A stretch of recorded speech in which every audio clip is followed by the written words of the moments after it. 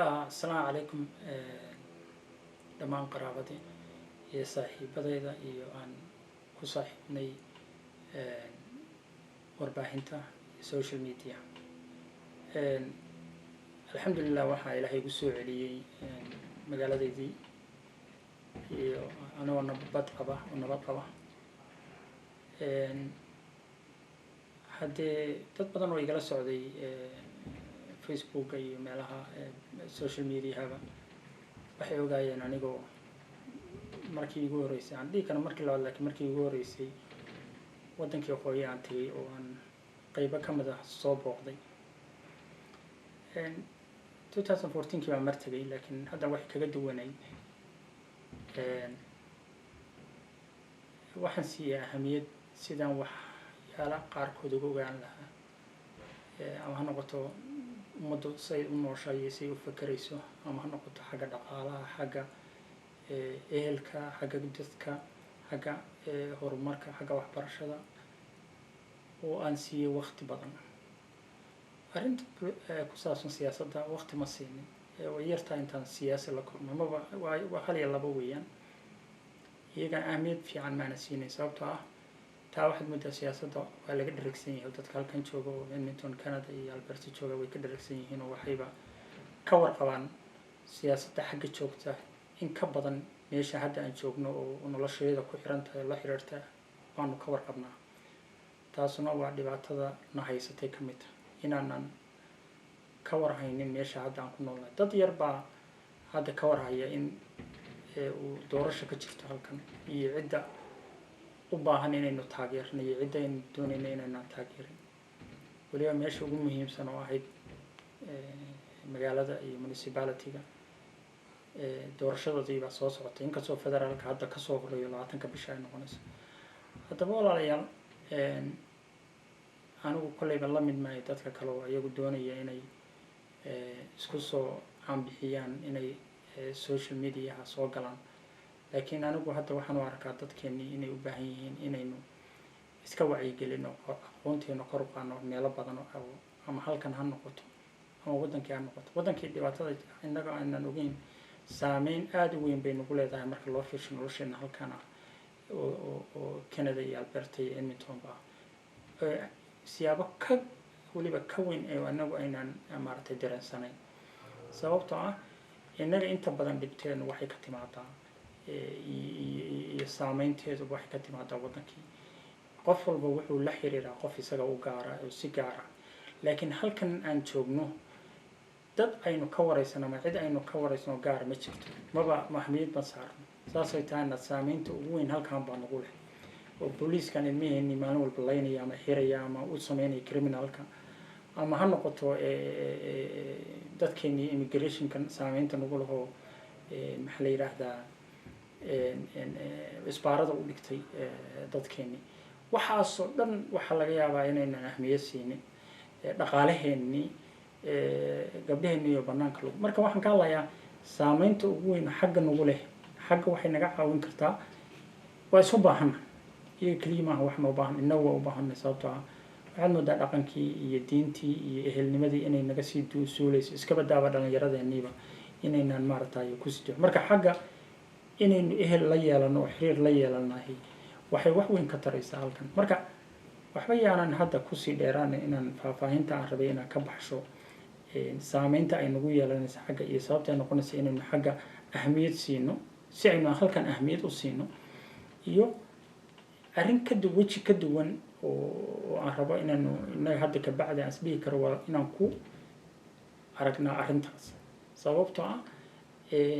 dadku haddii aysan xiriir la lahayn meeshii ay ka soo jeedeen halkan dadaalkooda iyo horumarkoodu waa liciifaa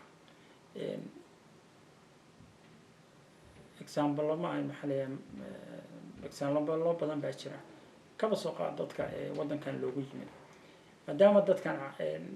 lagala dagaalamay dhaqankoodii iyo ehelnimadooda iyo arrimahoodii waxay hoos u dhigtay oo ay dhibaato ku noqotay noloshooda sababtaasaana keentay in ay maaragtay ay la kulmaan waxyaala aad iyo aad maaragtay wuxuu innaguna kama sokaynayna haddii aanan arrintaa wax ka qaban oo aynan dib ugu laaban oo dhallinyaradeenii iyo annaga laftigeenu aynan uga bixin mideeda kale saameyn bay kugu yeelanaysaa xagga haddaad tagtid xataa waxaa kusoo gelaysa niyad depressionkii baa kaa dhayaaraanaya waxa weeye saxaad helaysaa caafimaadkaaga u fiicanta waad ogtahay dadkan waddankan ugu nimid inta badan waxay ku sanadku aliisu ku fakeraan inay qaataan maxaa la yidhahdaa waqti qaataan oo dalxiis ay aadaan waxayna aadaan meelo isleeyihiin waxbay ka bedelaysaa dareenkaaga haddaba aniga kulleyba saameyn iyo dareenkayga wax weyn bay ka bedeshay aanan marka hore anigu aanan islahayn way ka bedelaysaa laakiin waa inaa adigu waqti gelisaa dadka inta badan waxay uga cararaan waddankii u aadan waxay isleeyihiin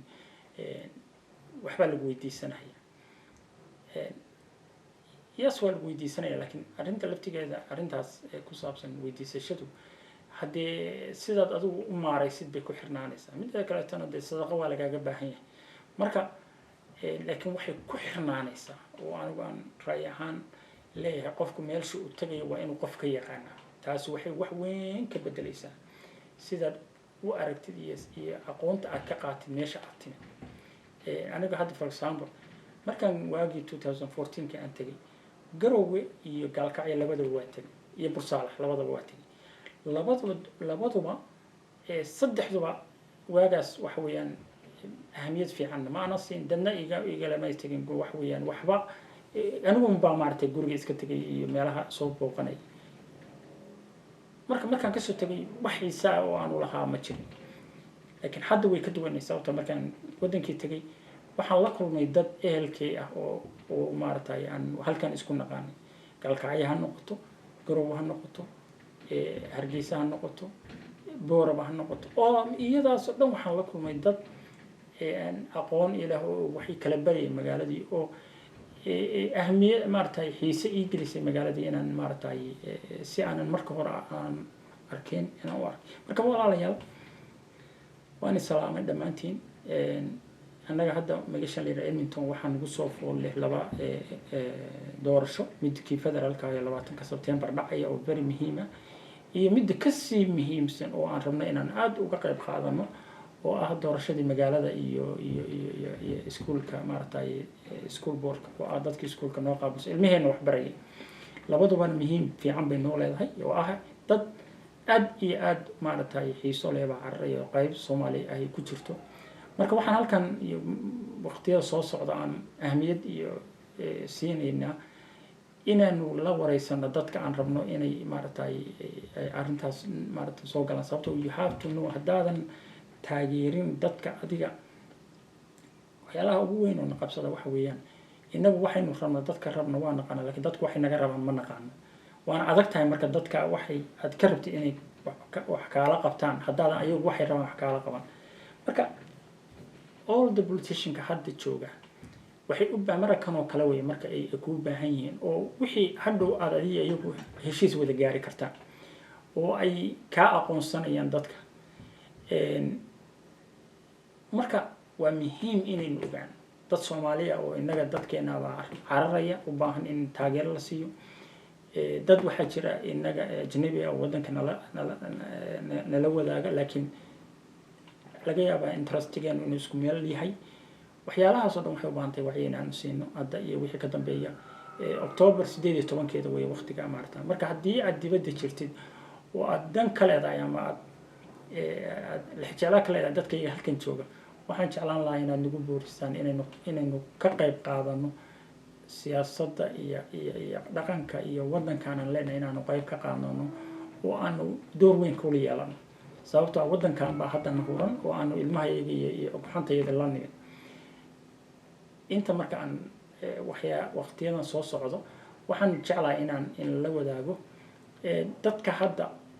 magaaladan jooga oo iyagu doonaya inay naga helaan taageerada inay noqolooyinka ugu firfircoon inaanu ka soo qaadano iyo dadka Soomaalida carar iyo labadooda inaan maartay in la wadaago oo aan maartay si aad macluumaad uga heshaan oo liis aad u ogtiin qofka imaansiiba maayarka oo ah magaalada oo dhan maxaa la yiraahdaa laga dooranayo laakiin city councilka waxa way goobo gaar ah baa laga dooranaya iyo school boardka labadaba trustiga oo iskuuladan maamulayaasha iskuulka marka haddee waxaan leeyahay dhammaantiin intii la soo xiriirtay oo ii soo ducaysay oo ra'yiga isiisoo ila kaftantay waxaan ku leeyahay intaanu waa mahadsantihiin intaanu la kulmi doono goorta dambe oo aan in la soo aan in la wadaagi doono fartiin ama maxay yidhahdaa tan oo kale ah wasalaamu calaykum waraxmatullaahi wabarakaatu